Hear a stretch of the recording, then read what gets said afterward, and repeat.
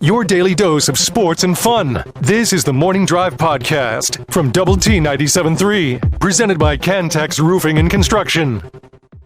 I'm Mike Hebert, owner of Cantex Roofing and Construction. Every day is game day, and we'll get it right when it comes to your roofing, construction, windows, and mirrors. Call Cantex Roofing and Construction today. Together, we are one serving you.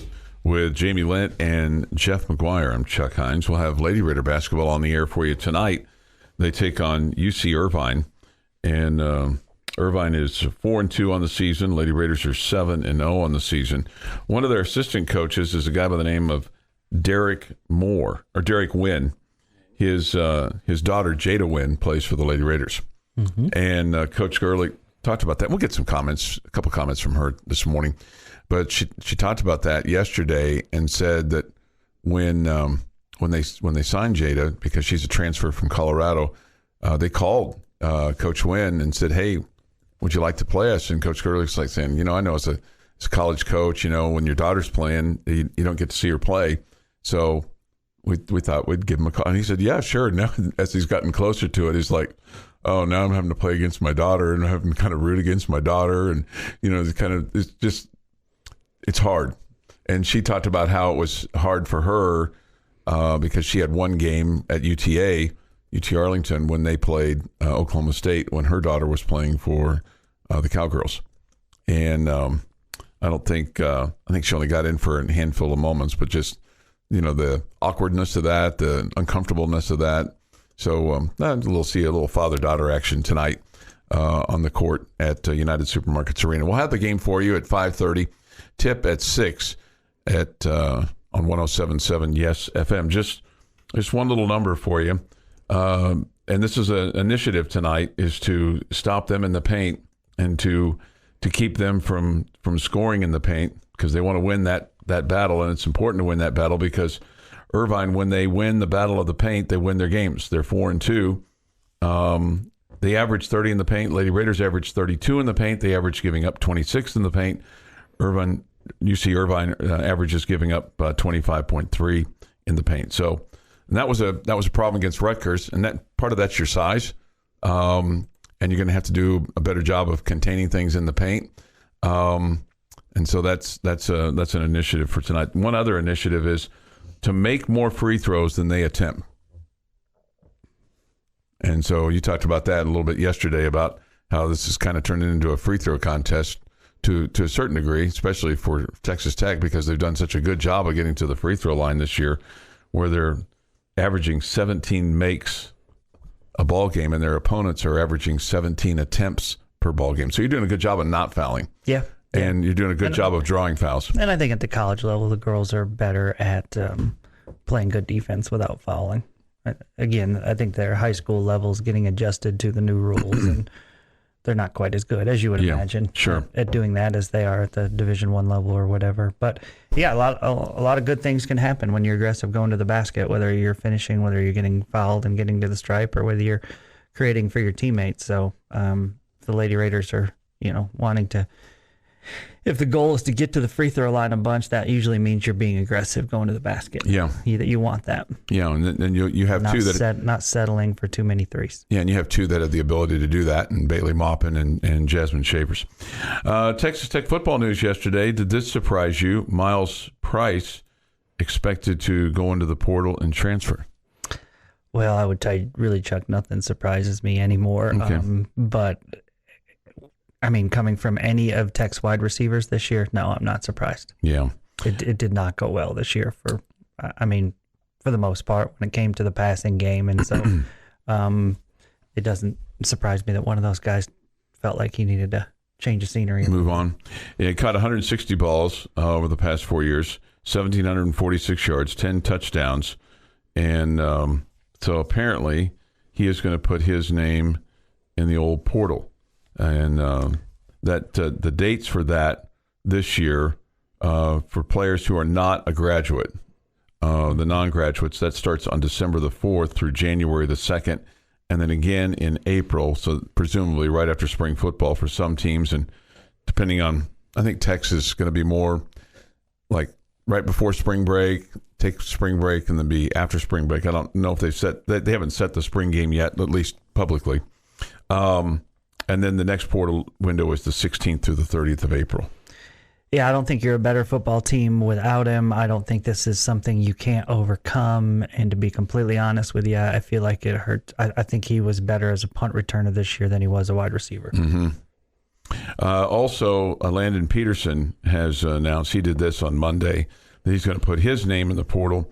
He started 8 games last year, but then had a shoulder injury and only played in 11 games this year, mostly on special teams. So I think at one point in time he was regarded as a high level prospect.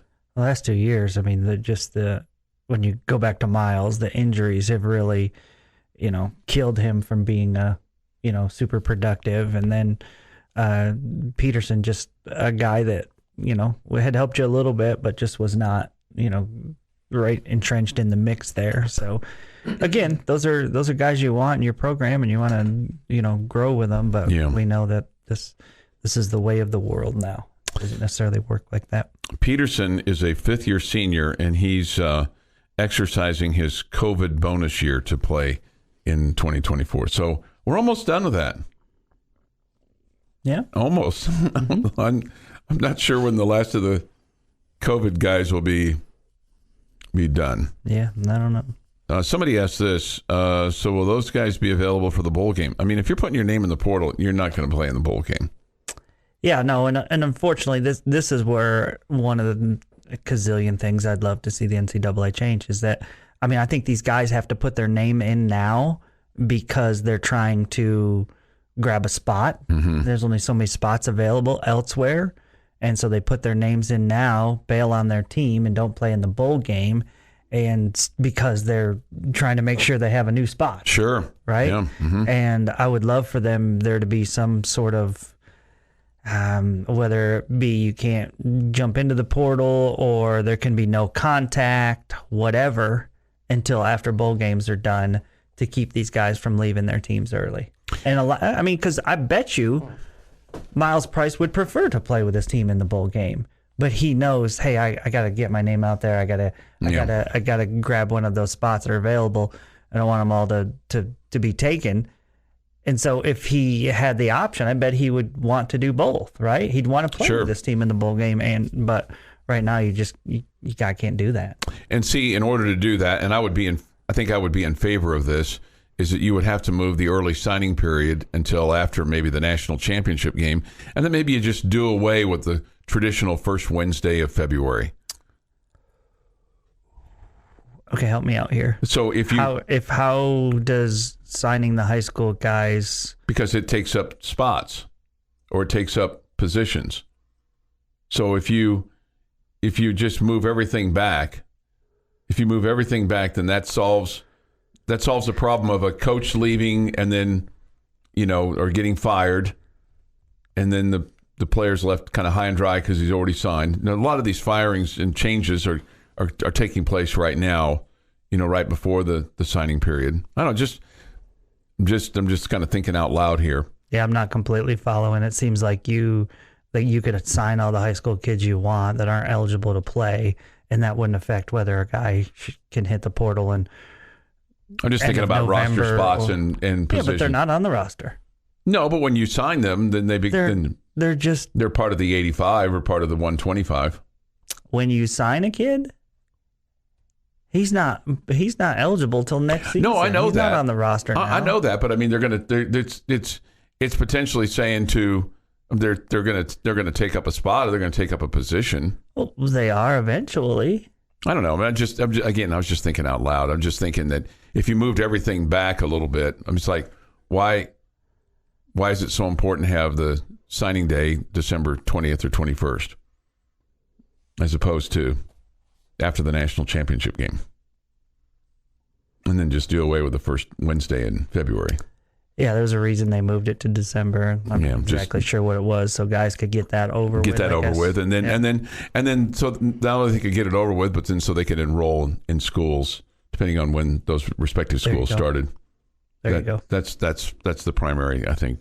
and more schools, and at last word, Tech was going to have 10 or 11 guys who sign on the 20th that would enroll for the spring semester and forego their second half of their senior year to get ready. And you saw a lot of those guys contribute this year because they did get acclimated to college, and the regimen of practice for the spring, and the strength and conditioning program, the nutrition program, gain strength and weight and all those kinds of things, and it paid off for a number of those guys this past season.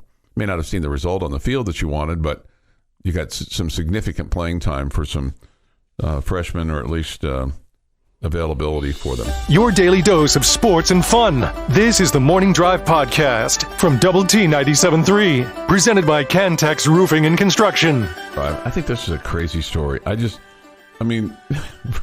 For all the people that can diagram plays and coach an offense, you would think that Arkansas could find somebody other than Bobby Petrino to be their offensive coordinator. But apparently the two are going to do a deal, and he's going to go back. Of course, he was the former Arkansas head coach, and he was doing quite well there until he wrecked his motorcycle with his lover on his back, who was not his wife, on the back of his motorcycle, and she was working for him in the football office, and it all kind of unraveled very quickly there for Bobby Petrino. If you'd have asked me which school that happened at, I don't know that I would have even remembered that it was Arkansas. You wouldn't. I knew he had his success at Louisville. Mm-hmm. I knew he left and went. I didn't even remember that he was at Arkansas, but that's where all the drama was. That's where the Does drama it was. help you if I say scooter? Yeah. Or motorcycle? I can remember the story. I just couldn't remember what school. And like I said, I haven't thought about it recently. He wrecked his motorcycle, and then she was riding on the back, and it just, one thing led to another, and led to another, led to another, led to another. It's like, oh, wait a minute, you guys are together, and she works for you in the recruiting office, and she was on your motorcycle too, and you wrecked it, and that's why your face is all skinned up. Yeah, sorry, you can't work here anymore. He had gone 21-5 the previous two seasons at Arkansas. He had them rolling. Mm-hmm. This is in 2012, and of course, he left the Atlanta Falcons.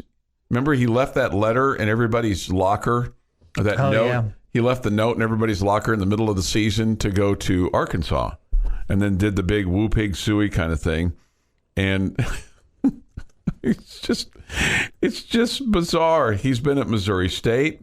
He was at A&M this past year, and they apparently had, obviously they did not have a great season because they fired their coach, but apparently what he did was pretty good from an offensive standpoint, and apparently he's a good recruiter. But as part of this deal, and if I'm the university president who has to sign off on this, because he does, I'm saying to the athletic director and the head coach, what the hell are you guys thinking? This is a guy that, put our school in a really, really bad spot here. Surely there's somebody else that can coach the offense. Surely there's somebody else out there that would be a better fit for us than a guy that stained our name in Bobby Petrino. I think if I'm the president of the University of Arkansas, I'm going to go denied. And here's why the university president is required to approve this. He was fired for cause during his last stint. The school has a termination policy. It states, an employee who has been dismissed for cause or has been designated by their campus or division as not eligible for rehire shall not be eligible for reemployment within any of the University of Arkansas system's campuses, units, or divisions. So basically, the university president has to sign off on this, which means if Bobby Petrino screws up again, then this guy or gal, whomever it is, probably should lose their job too, because you put the snake back in the hen house. Yeah, it's also one other thing to think about is it wasn't like that A&M just had this awesome season. I know, right? Right. He took their offense to the great heights. And he was only there a year. Yeah, I know. I'm with you, Chuck. Let me put it this way. We talked yesterday, and we've talked about it a million times before. Nobody cares about integrity. Nobody cares about winning with class. Nobody cares. Nobody cares. It's just win. Just win. We don't care. We don't care. That being said, I don't think what Bobby Petrino did means he shouldn't be allowed to coach college football again. All right? Meaning, okay, what Bobby Petrino's crime was cheating on his wife. Okay? And sleeping with an employee. Yes, and he also got her hired. Yes. There was some of that going on, right? Yeah. Okay. But again, you're a bad dude. You shouldn't do that. You deserve to be fired. Not necessarily a crime. Okay? Yeah. All right? All those things are bad. Okay? So he embarrassed Arkansas and all the above, and they did the right thing with giving him the boot. Okay? So I feel like this man should, be with those quote unquote crimes, should be allowed to coach in college football. He again. has. He's tried to a lot of different places. Tried to build his name back up, and he's been all over the place and all the above. And so, good for him trying to, keep going and all the above. But at the same time, if I'm Arkansas, that's the one place to me that he can't go back to. Yes. He can't come back to that. No. I mean, you've embarrassed us. You have made us look terrible. Yeah. You have made us a joke. I mean, you did all these things here that were that were, fireable offenses here. No, you can't come back here. But again, it just goes back to Chuck, a head football coach, an athletic director, and now school president. They don't care. If they sign off on it, They don't care. Yeah. They just care about winning. And if you're an Arkansas alum, aren't you super proud? Right. We got Bobby Petrino back. There's probably some people that are down there going, whoa, big Suey, And remember, I'd forgotten this. And as I scrolled down on this article, I mean, I had remembered the Falcons deal and leaving the note for his players, but I'd forgotten about this. In 2003, Bobby Petrino had a secret meeting with Auburn officials while Tommy Tuberville was still the head coach at Auburn. As there was a big Auburn booster that flew him in. They were going to have this big secret meeting, and then they were going to oust Tuberville because they weren't happy with how things were going. And that got all revealed, and that all blew up on him.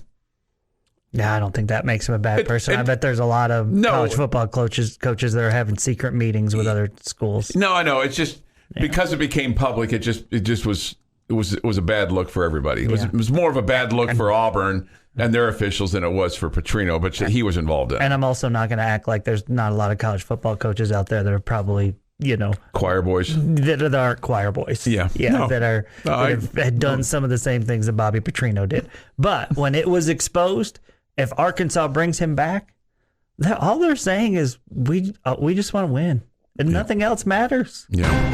This is the Morning Drive Podcast from Double T 97.3, presented by Cantex Roofing and Construction. That's Grant McCaslin, the Red Raider basketball coach, talking about Hinkle Fieldhouse and the movie Hoosiers and how they're going to measure the court and the whole thing like that. So I think that'd be fun to go see a place like that.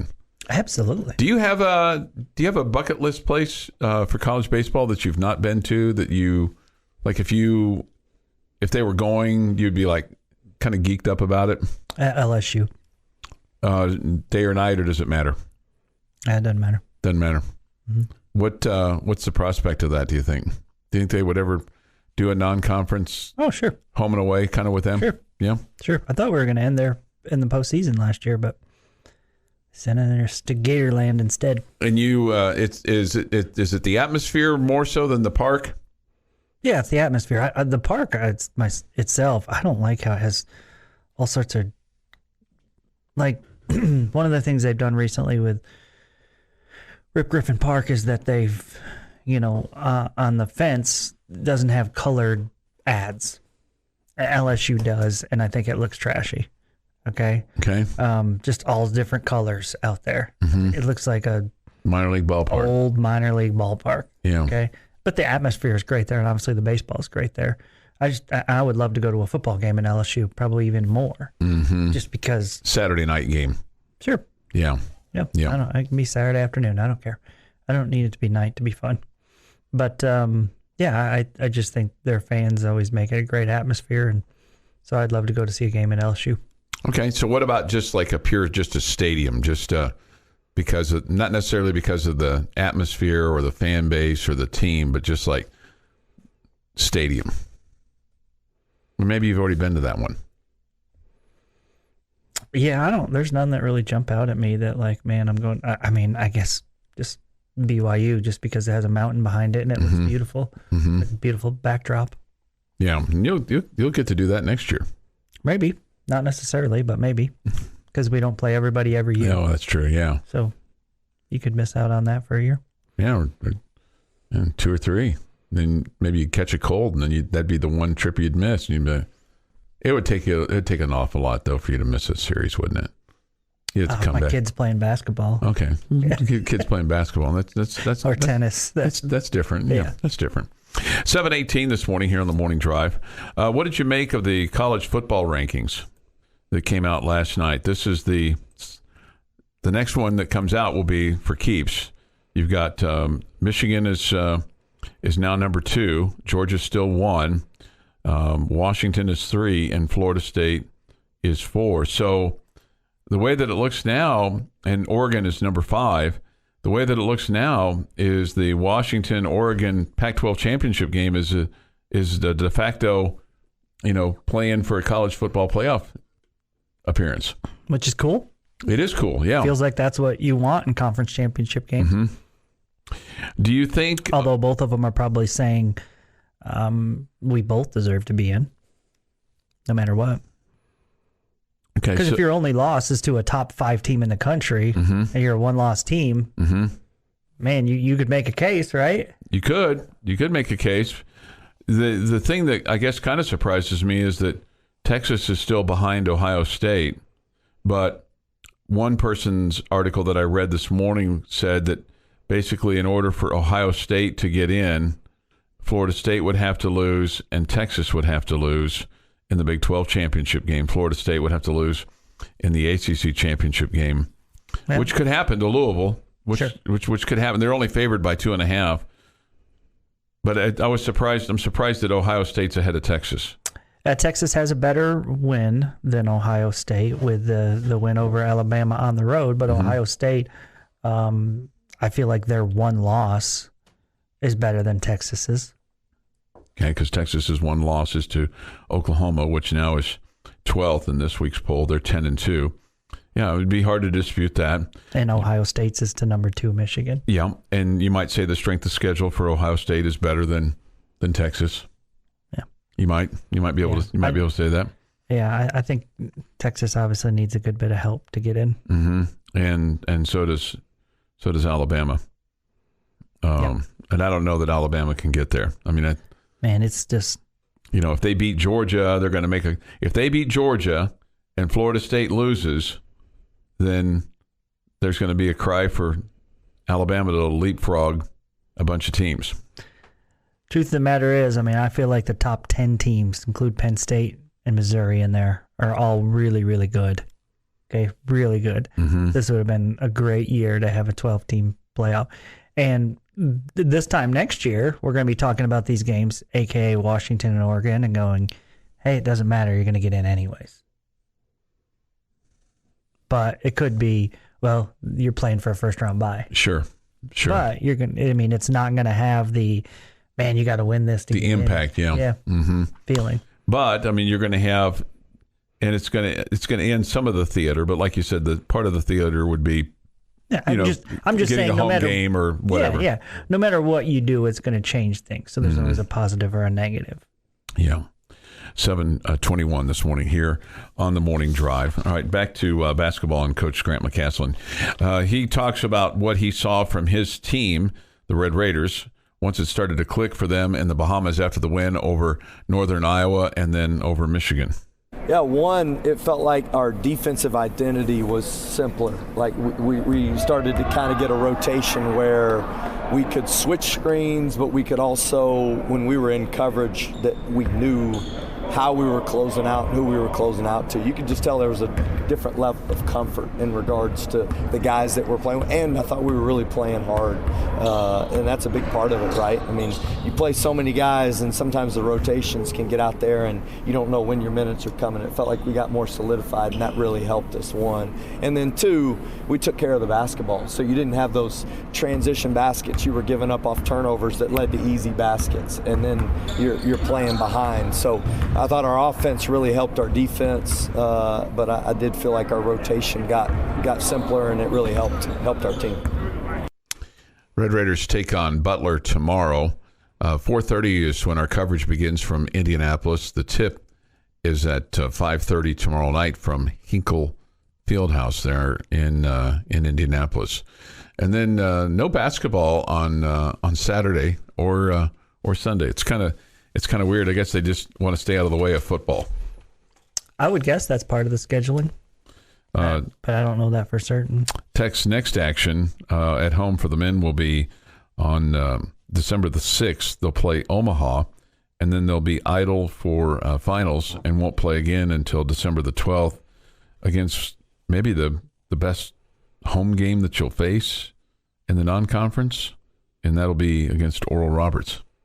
What's their record this year? I don't know. But, I mean, it wouldn't take much to be the toughest. I mean, they could be sub 500. They'd probably be better than A&M Commerce, A&M Corpus Christi, and some of the others that you've played or will play. Mm-hmm. I mean, they've been obviously a good basketball program in recent years. Yeah, they've been a tournament team. They're not. They lost some players going in. They are 2-4. Okay. Yeah. I thought they were sub 500, but I wouldn't have been able to tell you the number. Just lost to K-State by 10 in overtime. Okay, well that's credible. No, sure. That's credible. K-State's not off to the best of starts, but I'm sure they'll get it turned around because he's a good coach. Lady Raiders will play tonight and then again on Friday night, and then they don't play again until they'll play December 5th, which I think is Tuesday, against Sam Houston, and then they'll be idle until they take on UIW, and that'll be the education game against Incarnate Word. Nice. The perennial opponent, Incarnate Word.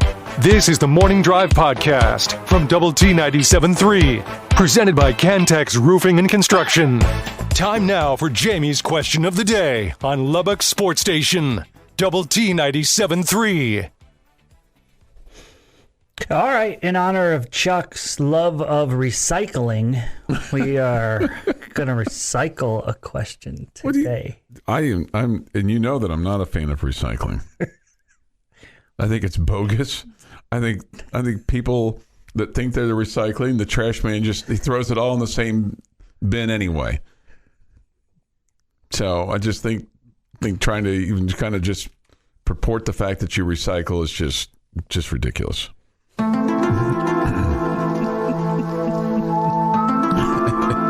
you get what you wanted there? Maybe a little more. One of my favorite Chuck takes. They just throw it in the same thing, then put it in the landfill. Yeah, nobody's recycling. Nobody's recycling anything. Yeah, they throw it all together. I mean, you can have all these different barrels labeled recycling. We used to do that here. I watched our guy do it. We had a bin labeled for recycling. We had a bin labeled for trash, and our guy just put them all together. I'm like, don't we recycle? He said, no, not really. We just say that we do so that it looks good. That just sounds like a lazy employee. Could have been, but I mean, I think there's could have been. I think there's a lot of us sounds that like are a lazy employee. I think there's a lot of us that fall into that trap. I think people that have your take are trying to make yourself not feel guilty because you know other people are trying to do the right thing and you're not, and so you're just like, you say, well, that doesn't really matter anyways. They're not really doing anything, so then you don't have to feel bad. I don't even feel bad. I haven't even considered the fact that I should feel bad. Rule number 1. It's 4, but thank you for thinking that way. Okay, so my recycle question comes from yesterday's afternoon. Okay. I'm allowing you to pick 3 football players out of the transfer portal. Tell me what position you want for the Red Raiders. Okay. I'm not asking you to tell me which player. Which players, yeah. Which position. Okay. I would say edge rusher. I would say left tackle and a big kind of explosive, get off the line receiver that could separate himself from, the defensive back. It wasn't all of our receivers that had that problem last year. I mean, it was just one in particular that. Okay, well, I want another one then. Scrimmage. Yeah. Now them not getting open is a different deal, but. Are we using the moniker that 50% of your transfers hit and 50% don't? Or are we saying all three hit? I think that was before. The transfer portal era. It was. I don't know what the new number is. Yeah, you used that when you were dealing with junior college guys and guys that were disgruntled that quit another program. Now that quality players just leave their programs just for fun because it's cool to be talked about and go to a different program. And make more money somewhere else. I think you have a higher percentage of hits than you used to. Is that fair? Yeah, that's what I was at. I could be convinced either way on the conversation. Since I don't need to get 2 wide receivers to make sure I get one, we'll go 1 wide receiver. We will go 1 edge rusher, like Chuck said. And I'm a bang for the buck guy almost always. Okay. And I don't need a $5,000 watch if a $40 watch does exactly what the same thing does. It tells time. What if it has an Under Armour logo on it? Or a double T on it. I mean, it's a Timex watch, so I mean, it's still got a logo on it, so I guess I would get the one I want. What about Adidas? Yeah. But that being said, I think the biggest bang for your buck in a transfer portal situation is running back. Because they can come in and it's run to this hole, run to this hole, run to this hole, run to this hole, pass block. That doesn't change no matter what the offense is. They just have to learn terminology. So that transfers faster to me than, say, trying to get a quarterback or a bunch of defensive backs who have to learn the position. Yeah. And how you want those called and what techniques you're looking for those. So I go running back for my third. Okay. I feel like I have a lot of answers, which scares me. That's not to say that you don't have a lot coming back, because I feel like you do have a lot coming back. But at the same time, I feel like you're losing a lot of key guys. And there's a bunch of different answers that I could give you here. I definitely would just say, and maybe I would say this every single year in the history of ever, give me an offensive lineman. Okay, give me a quality offensive lineman, because you can never have enough. I'd have a hard time going away from an edge rusher, like Chuck mentioned first. Somebody can get after the quarterback. To me, that was the difference in you being a good defense this year and you kind of taking it to the next level. You got to get to the quarterback more and force some bad passes, help you create turnovers more, all the above. And then for my third one, I'm kind of split between backup quarterback and running back, but I think I'll go running back. But man, I would really like to have a veteran backup quarterback. The only reason I didn't go quarterback, and I'm with you, is that I don't know that you can bring somebody in to be a backup. The whole reason they're in the transfer portal is because they were a backup. I don't know, man.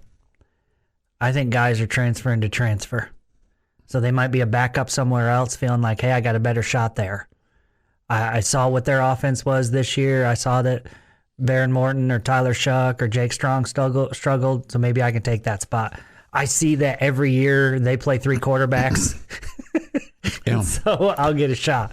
I don't know. I want to be third because I don't want to get hurt early.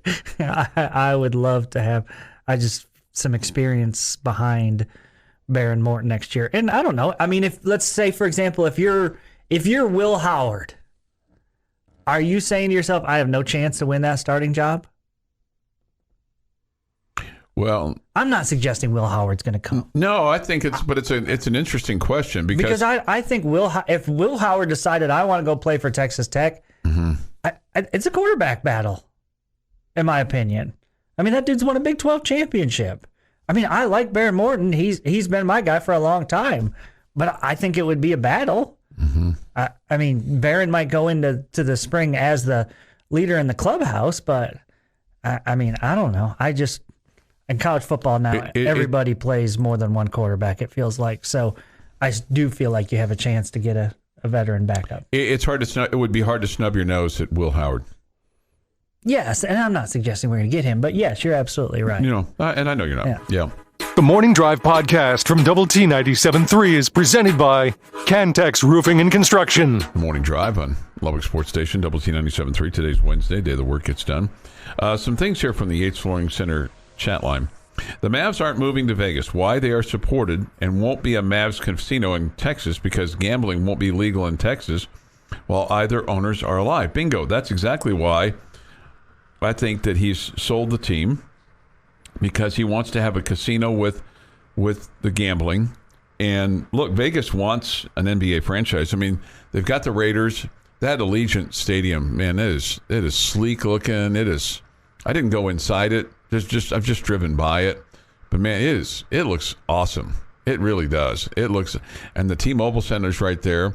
The A's are going in, and the Vegas locals that I talked to aren't really very happy about it. They're not happy about where it's going to go.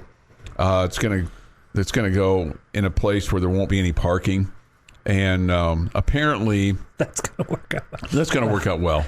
But there's no parking around T-Mobile, and there's virtually no parking around Allegiant. I mean, this was crazy on Sunday as we were flying home.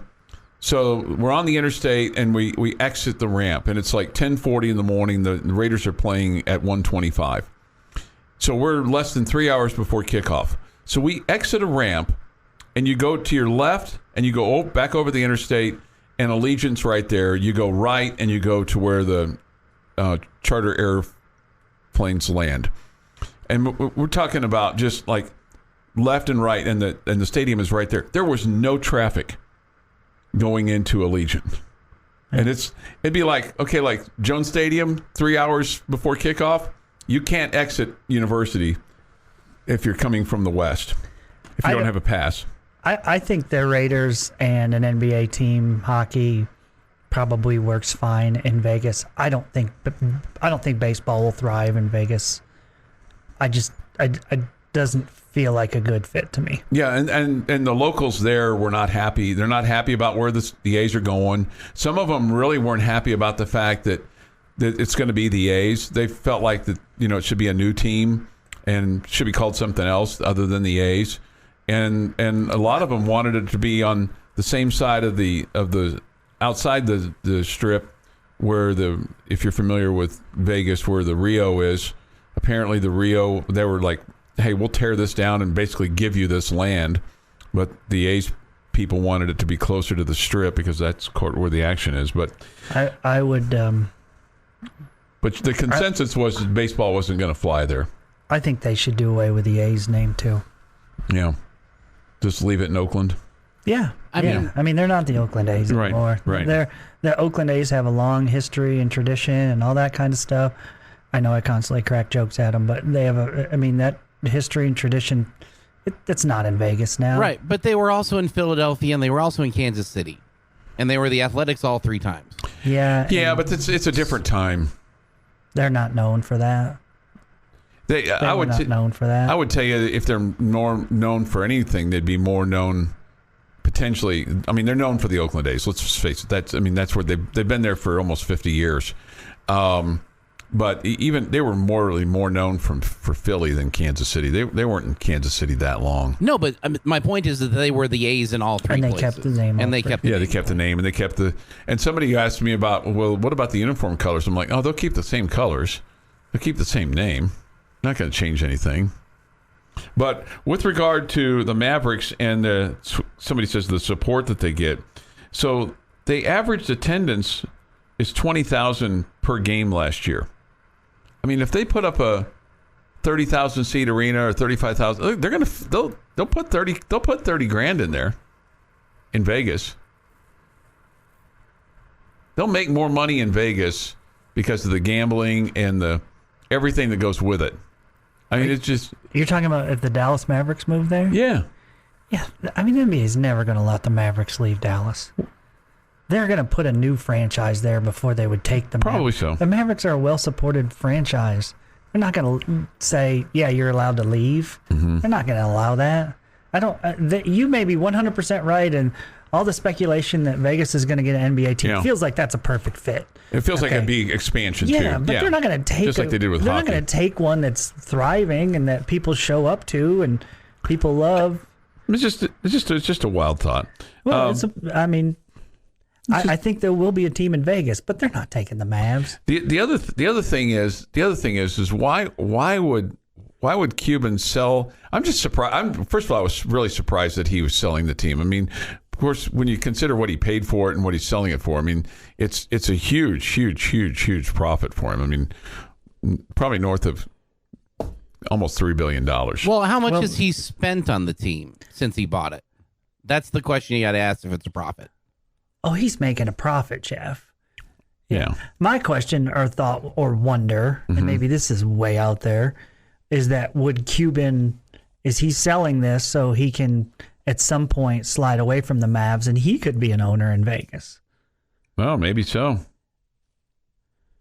Maybe so. And maybe Is that more up his alley? and maybe his new partner is then she's the majority owner of the casino arena. No. I don't know. That seems all sorts of craziness there. It does seem also, but he bought the Mavericks for $285 million from H. Ross Perot Jr. and is just now 23 years later, basically 24 years later, is selling it for $3. So his gain is going to be north of $3.2 billion. I mean, and not even selling the whole thing. Yeah. And not even selling the whole thing. But it seems crazy to me that he would still be the governor, so to speak, and be in charge of all the operation. So is he going to have to go to her and say, hey, I want to sign this free agent? And she'd say, nah, we don't need to do that. No, we don't need to spend that money. That just seems odd. That just seems odd to me. It seems odd to me that... It's just surprising because you know how much and how active Mark Cuban is the owner of the Mavericks, right? Yes. All those things, right? I mean, it continues to... It just always amazes me when we think about everybody knows who the Mavericks owner is. Everybody knows who the Cowboys owner is. I mean, how many people know who the Rangers owner is? Yeah, nobody. Yeah. We saw him at the championship win. That's the owner? That's guy? right. Who's that guy? Right. Yes. Right. I mean, you talk about stopping 1,000 cars. No, nobody. Can you name the Ranger? No. Do you know what he looks like? No. Jerry Do you Jones? care? No. No. Don't care. Don't want to know him. Yeah. Yeah. I don't care. Like, it'd be cool to know him. Yeah. Yeah. Somebody said this. I've heard that the American Airlines Center and Jerry's place, AT&T Stadium will have a casino outside each facility. Right, but you're going to have to get gambling in the state of Texas first. And we'll get it right after Utah does. Oh, I don't know. I think you'll get it. So we don't think that that's ever going to happen? I think it's going to happen. Jeff doesn't think it's going to happen? We'll get it right after Utah. Why is that? Why do you think we won't get sports gambling here? Every time it's brought up, it is thrashed. Oh, I think it'll eventually. I think eventually get. I think we'll see it here before. I think we'll see it in the next 10 years, And if not sooner. At every place that would be like, hey, we need to do this here, there's casinos like 2 hours away. Houston, Dallas, out here in West Texas, we've got New Mexico just over the border. That if people want to go gamble, that's where they're going to go. Mm-hmm. So the fix is still there. But every time it's brought up, no matter what happens in this state, it gets thrashed. It's not even like a 58-42. It's like 90-10. Somebody said the Las Vegas Aces would be their name. That wouldn't be bad. Keep the same logo. Yeah, you sure could. This has been the Morning Drive Podcast, presented by Cantex Roofing and Construction. Check out our library of Double T 97.3 podcasts at doublet97.3.com.